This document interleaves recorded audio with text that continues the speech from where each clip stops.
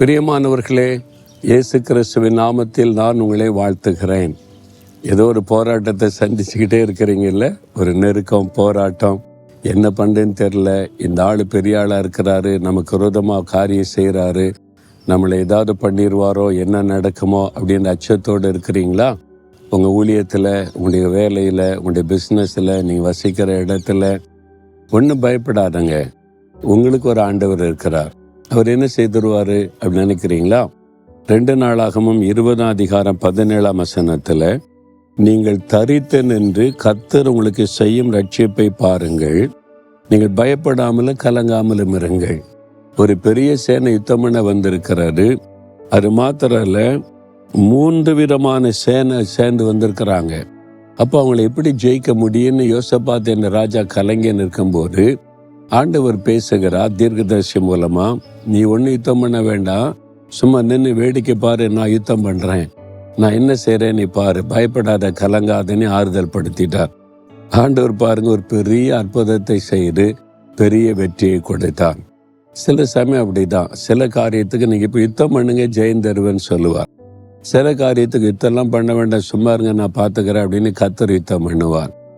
ஒரு சமயம் அப்படிதான், ஒரு பெரிய காவல்துறை அதிகாரி பெரிய ஒரு பிரச்சனை வேணும்னே இல்லாத பொல்லாத காரியத்தின் வச்சு எங்களை நெருக்க ஆரம்பித்து பெரிய ஒரு வேதனை உண்டாக்கி கொண்டிருந்தார்.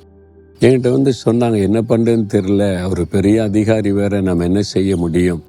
இல்லை, நம்ம தப்பு பண்ணலையே, நியாயமாக தான் நடக்கிறோம், ஆனால் அவருக்கு எப்படியாவது குற்றப்படுத்தணும், ஏதாவது செய்து பிரச்சனை உண்டாக்கணும் ஊழியத்தில் அப்படின்றதான் அவருடைய நோக்கமாக இருக்குதுன்னு சொல்லி, சரி நம்ம போய் இதில் யுத்தம் பண்ண முடியாது, பேச முடியாது, நம்ம ஆண்டவருக்கு தெரியப்படுத்தலாம், அவ்வளோதான்.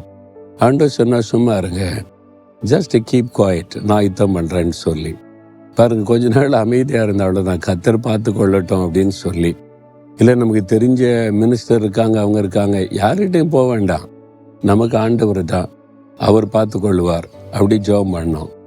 பாருங்க, அவர் ஆண்டவர் யுத்தம் பண்ண என்ன நடக்கும்? அவர் தப்பு பண்ணாரு, லஞ்சம் வாங்கினாருன்னு அவர் மேல குற்றம் சுமத்தி அவமானப்படுத்தி டிரான்ஸ்ஃபர் பண்ணி அனுப்பிட்டாங்க. காணும், இப்போ யுத்தம் பண்ற ஆளை காணும்.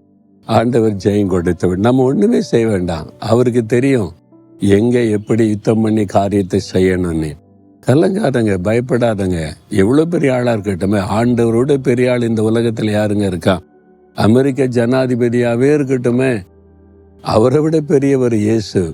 அவருக்கு மிஞ்சினவங்க இந்த உலகத்துல ஒரு சக்தியும் கிடையாது, ஒரு பெரிய பவரும் கிடையாது. அவரு தான் எல்லாத்தையும் விட பெரியவர். அவர் யுத்தம் பண்ண ஆரம்பிச்சுட்டா எவ்வளவு பெரிய ஆட்களும் இல்லாமல் போய் விடுவாங்க.